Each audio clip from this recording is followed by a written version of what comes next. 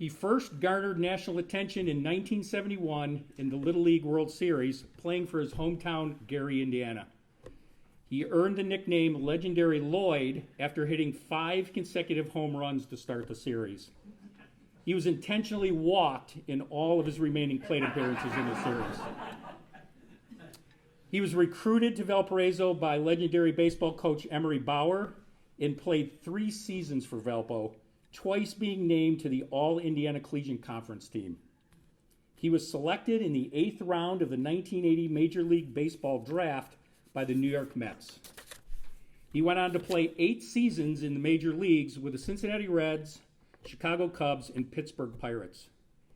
He continues to hold the record for the highest career batting average in the league championship series, fueled by his .727 series average as a member of the Pittsburgh Pirates in the 1992 National League Championship.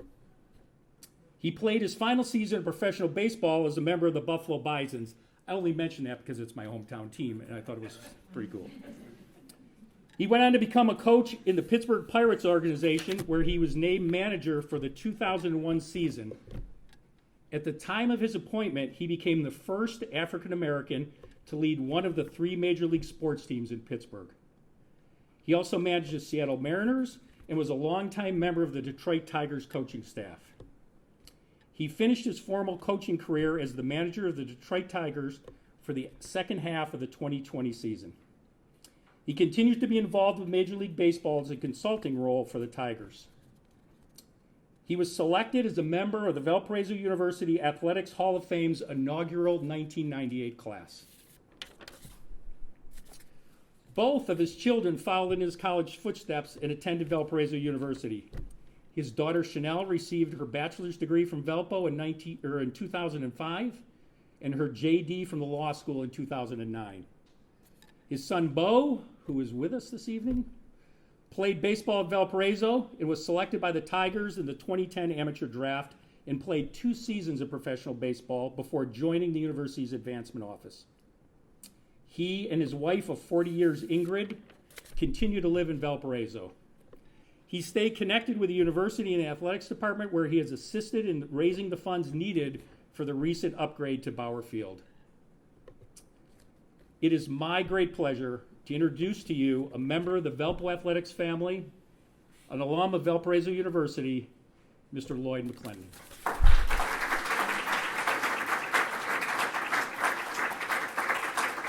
Well, wow, that was pretty impressive.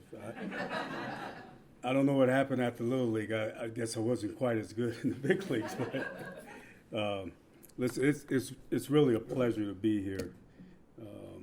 I think the last time I spoke here, I was in the chapel, and I can remember M. Bauer always telling me when I stepped into that chapel, they would have to throw holy water on me to get me in there. But it is really, truly nice to be able to come back home, and I've always considered this home. I've been asked to talk about my Valpo experience, and I think it's important, in order for me to talk about that experience, to probably give you a little bit of my background and where I came from and how I grew up. And I think you will probably really, truly understand what a remarkable experience I had here at Valpo because of my upbringing. And along the way, some of the things I say, and trust me, I'm not bragging. I'm not a type of person that will brag about what he's accomplished or what he's done in life, but I think it's pretty remarkable. And Valpo had everything to do with that. I was born and raised in Gary, Indiana. I was one of 13 kids. My mom had 1 girl, 9 boys, and then 3 girls. They didn't watch a lot of TV in my house, so I can tell you that. But, what was interesting is I was the last boy. She had the girl, then 9 boys in a row, and I was the last boy. And every night when I became of age, we had what we called lights out in the basement. And I got my tail kicked pretty good. So And I find it kind of interesting that, it kind of made me tough. And then all of a sudden, my shoulders got broad, my chest got big, my legs were strong. And my brother said, no more, we don't need any more lights out in the basement. I'm like, oh no, wait a minute. It's my turn now. So that's what we grew up. We grew up tough. We had a tough childhood.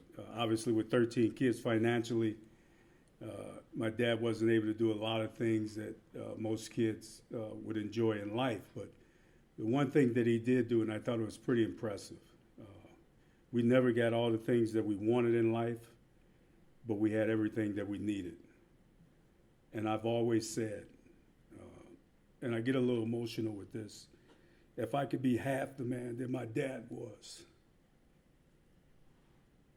then I would be successful in life. He worked in the bud company, made $40,000 a year, but he provided for his family. And I never forgot that. It really touched home that, and my dad had a 6th grade education. He always told us, anybody can be a dad, but it takes a man to be a father. And he was a true father, and I pay homage to him.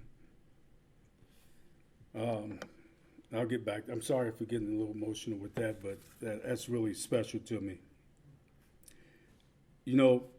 Obviously coming from those humble beginnings, I think you can understand how my Valpo experience really moved me to a place where I am now.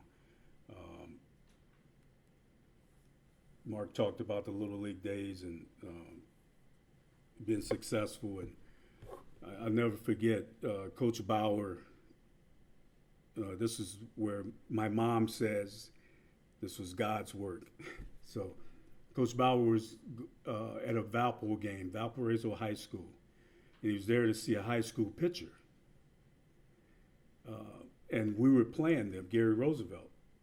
The pitcher that he wanted to give a scholarship to, I went 5 for 5 off of, with 2 home runs and 8 RBIs. Obviously, I got the scholarships, not the kid. And my mom said, that's God's work. So, but, just to touch on Coach Bauer a little bit, you talk about my Valpo experience.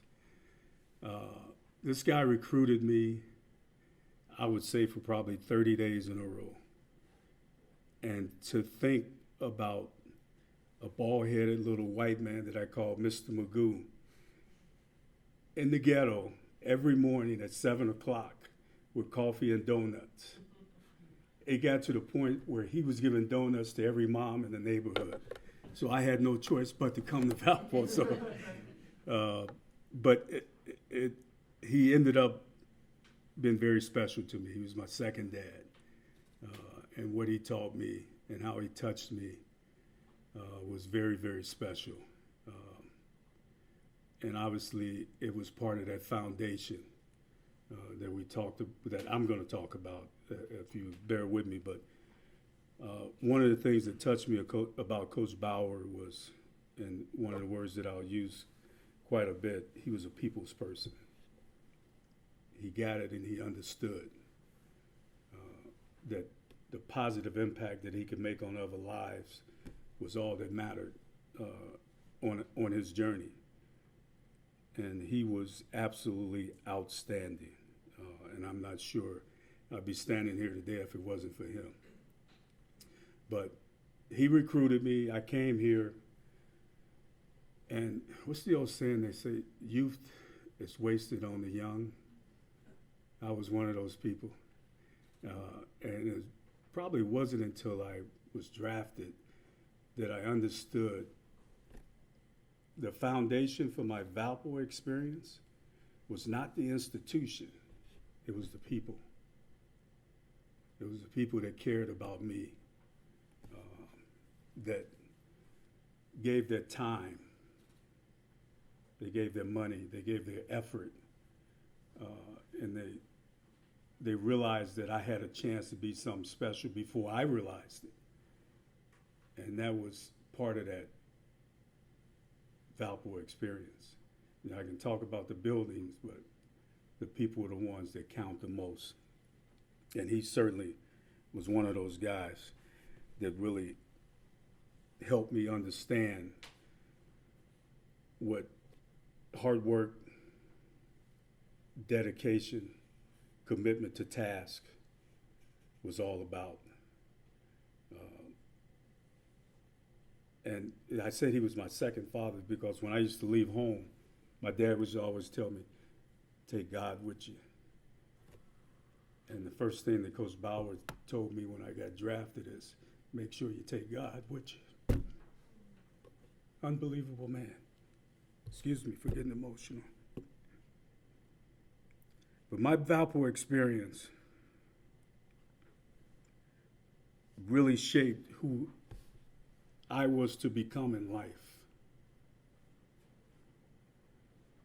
And this is the part where I said, I don't want you to think that I'm bragging, but it laid the foundation for everything that I was to become.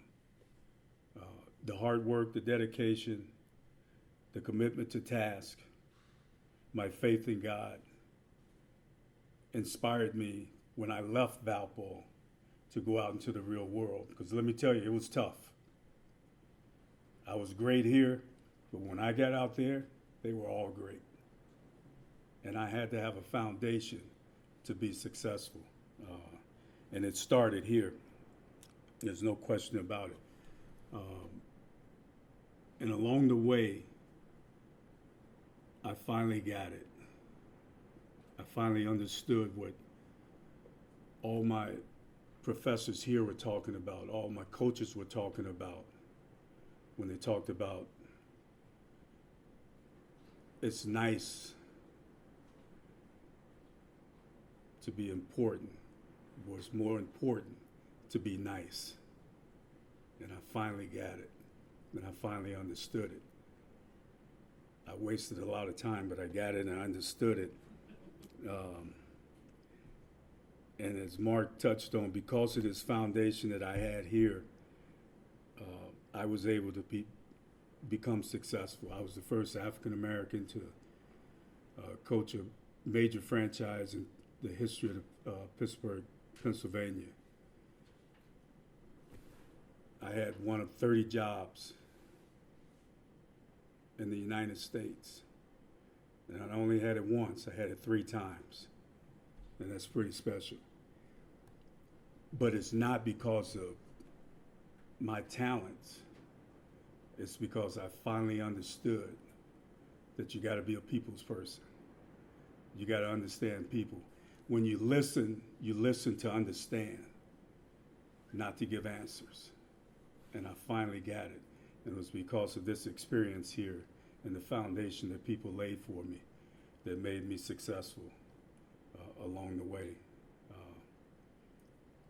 And I said when I got said I would not lecture when I got here because trust me, I fell asleep so many times in some lectures. I said I would be a testimony to Valparaiso University, and I hope I have. And I want to leave you with this, and this has always been my mantra. A life lived really means nothing other than the positive impact that it has on others. And I think if we all try to live our life in such a manner, the world will be a better place. Thank you.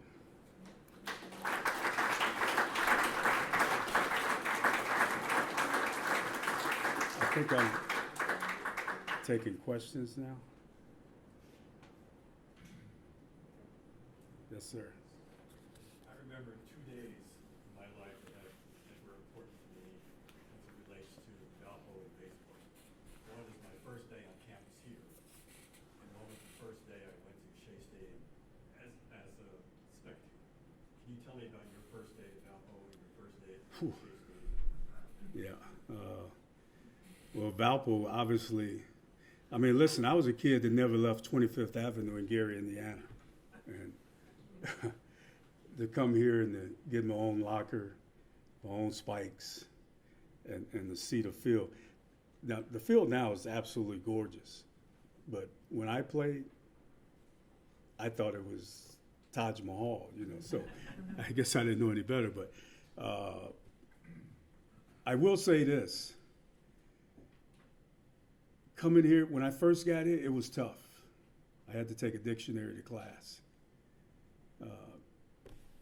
I can remember calling my dad and saying, "I'm not going to make it." He's like, "Yeah, you are, because you ain't coming home." So take a dictionary to class so you can understand the language and understand what your professors are talking about. Do whatever you had to do to get it done, and I did that. And but my first day was just, I thought I was in heaven, Vale of Paradise. You know, Shea Stadium. That was one of my favorite places to hit, so I never wanted to leave. So. What's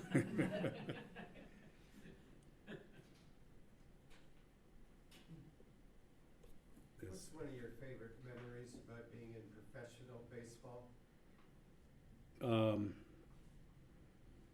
Probably the friendships. You know, baseball is such an unique sport. It brings people together from different backgrounds, different races, different cultures, for one common goal. And there's nothing like a major league locker room where you become a family for basically 8 months out of a year. And we're no different than any other family. We fight, we argue, we kiss, we hug. We want to kill each other, but in the end, you know, we have the same common goal, and you develop friendships for a lifetime.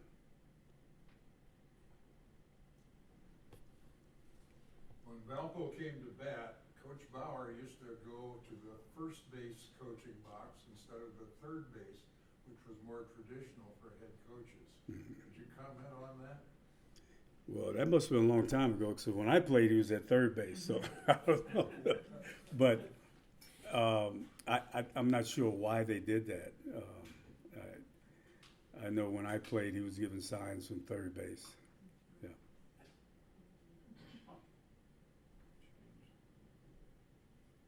Did you watch the playoffs?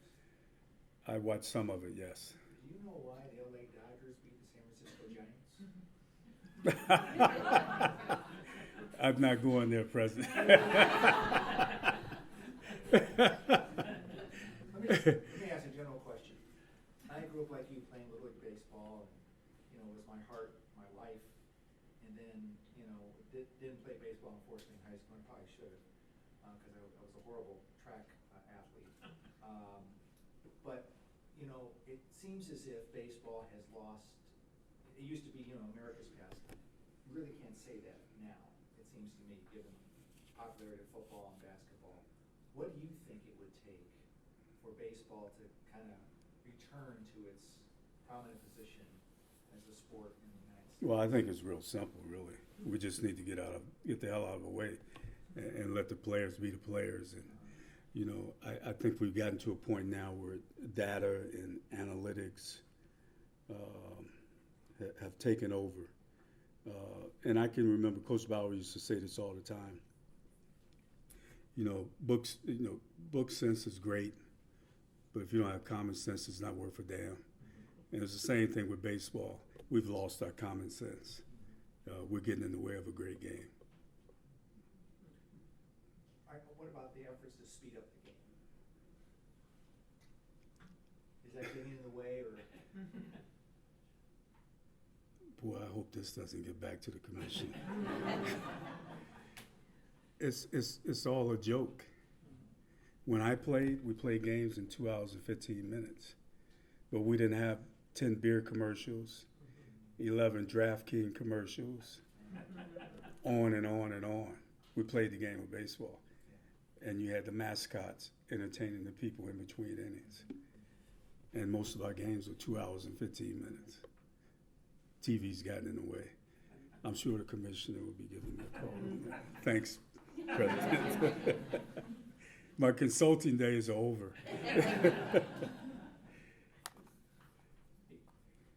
Lloyd, emotion is a big part of sports, and it's an important part of sports. And one of the things you're known for was an emotional outburst, we'll say, as the manager of the Pittsburgh Pirates. So what did you take away from that? Did that change the way you approached anything when that incident? What's your feeling about the proper place for emotion in sports?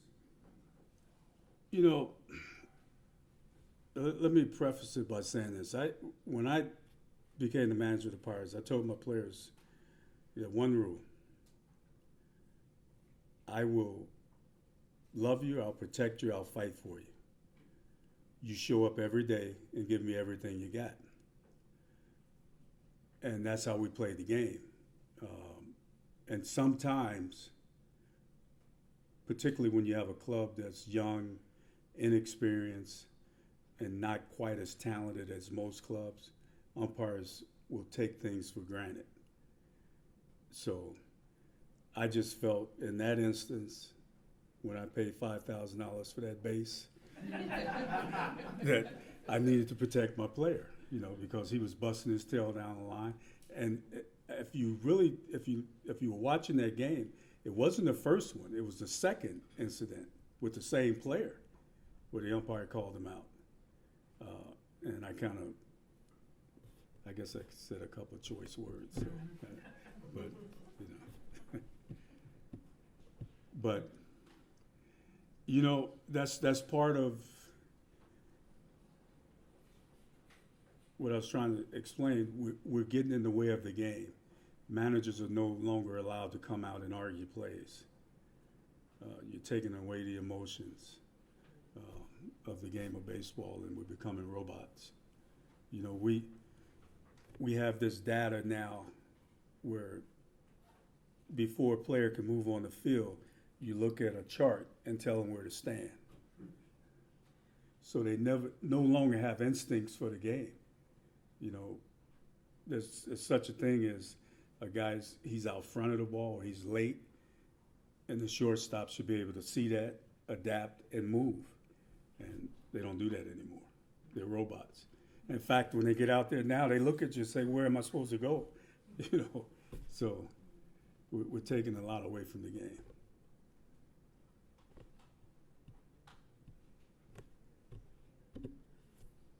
You said that baseball has taught you that it's not always as much about the talent as it is about being a people's person. What is one of the ways that being a people's person has served you in your career? Oh, it's been just tremendous. When I first interviewed for the job in Pittsburgh, as well as Seattle, we talked about, as a manager, your relationship with your players and how do you get your players to perform.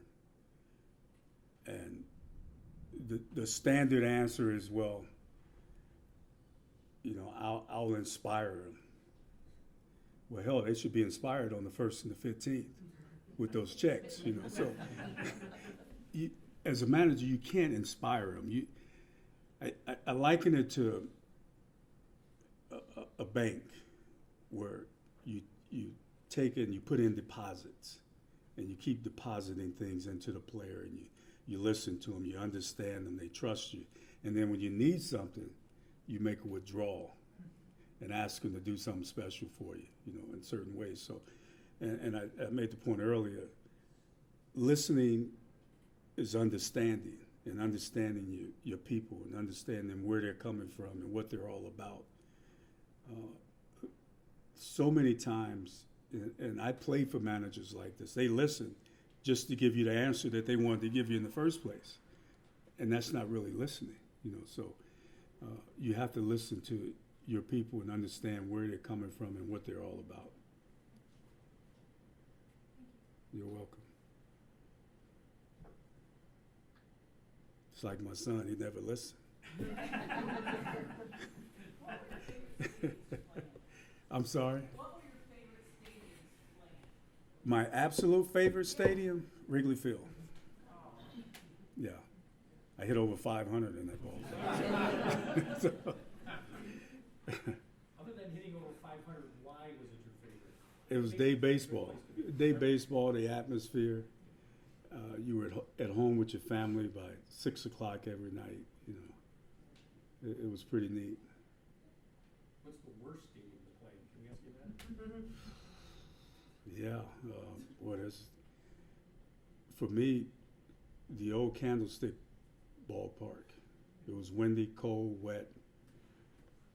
What's the saying? The coldest winter ever spent was the summer in San Francisco. I mean, it was literally that cold.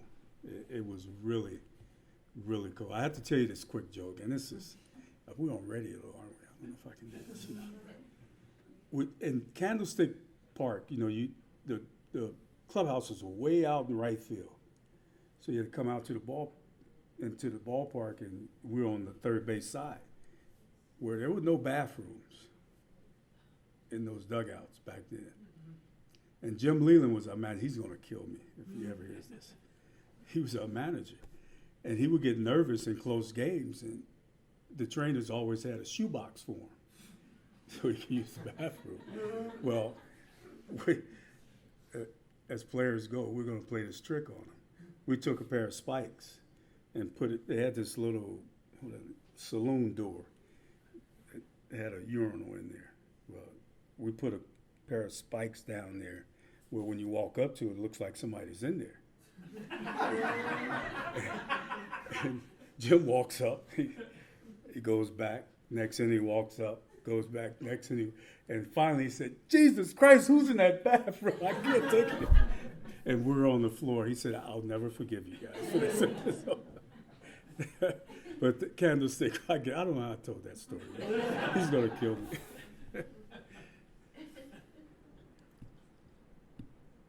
Any more? How was it playing Old Tiger Stadium? I played exhibition games in Old Tiger Stadium. I never played regular season there, but it was awesome. I hit one on the roof there. It was pretty amazing.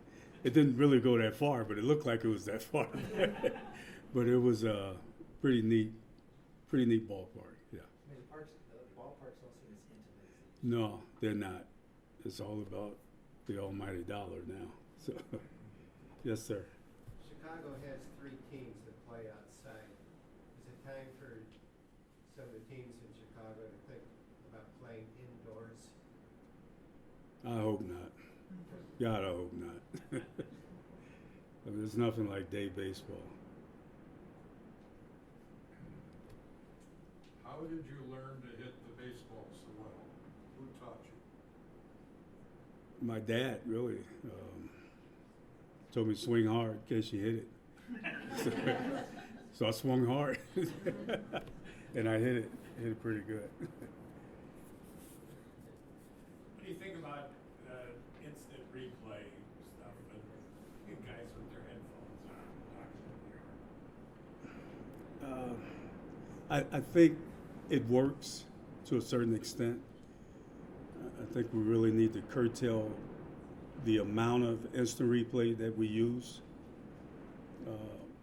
and use it only for those important plays that decide a ball game, if you will. I mean, there's nothing worse than watching a ball game and you're sitting there for 3 or 4 minutes until they make a decision. So that's pretty tough, and that takes away from the enjoyment of the game. It's past 2:15. Yeah, yeah. You mentioned that your son played baseball. I'm wondering if are there other athletes in your family? You got a lot of brothers and sisters? It was 9 of us. Yeah, we played. The girls didn't play, but the boys, we were pretty good. Yeah. They were all pretty talented. So I'm just mad I got cheated out of fight night. So. Who's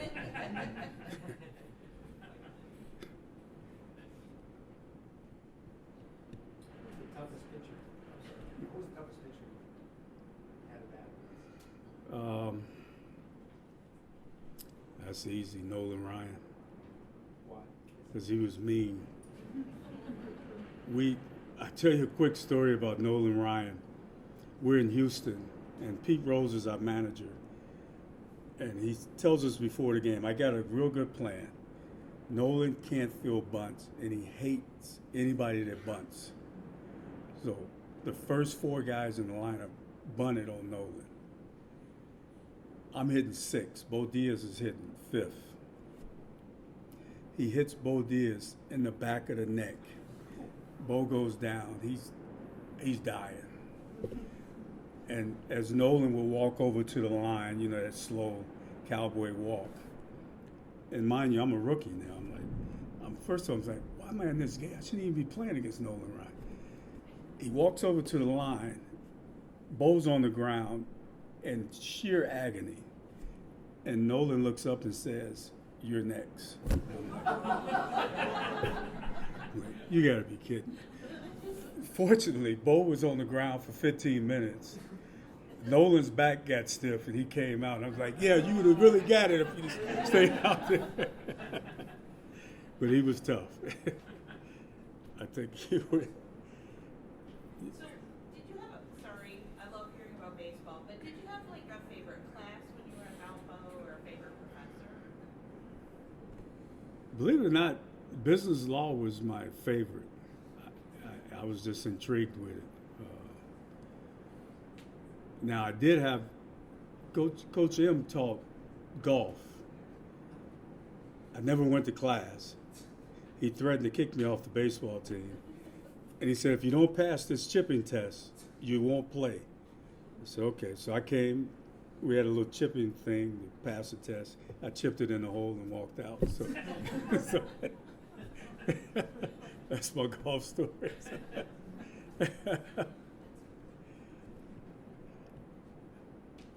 Anybody else?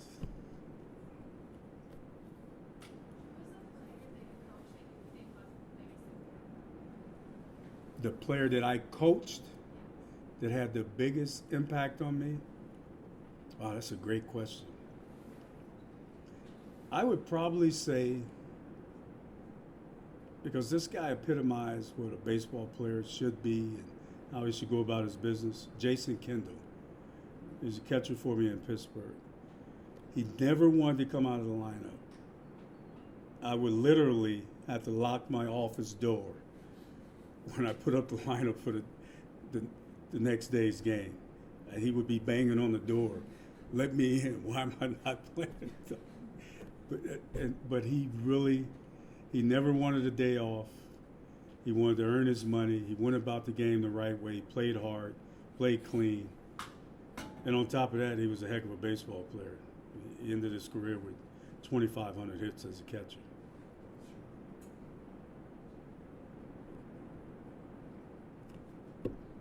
Anybody else?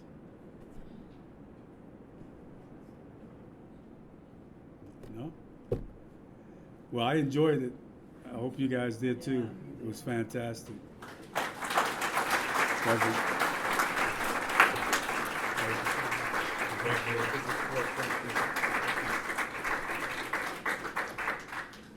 Thank you so much. This is for the athletes here in this room. This is who you aspire to be. This is somebody who you will be 10, 20, 30 years. At some point, your playing days are over with. But while you're doing it, you give it hell. And you have the most fun you can. But just remember that you're not only an athlete, you're a student athlete. Because at some point, it's going to all end. And so you have to be ready for that as well. I envy you so much because I wasn't the athlete you guys were. I wish I was. I so much enjoyed doing sports in high school, but you have a gift and you are so lucky. Relish it, but as I said before, prepare for the day when it's all over, because sooner or later the body starts going and all those kind of things happen.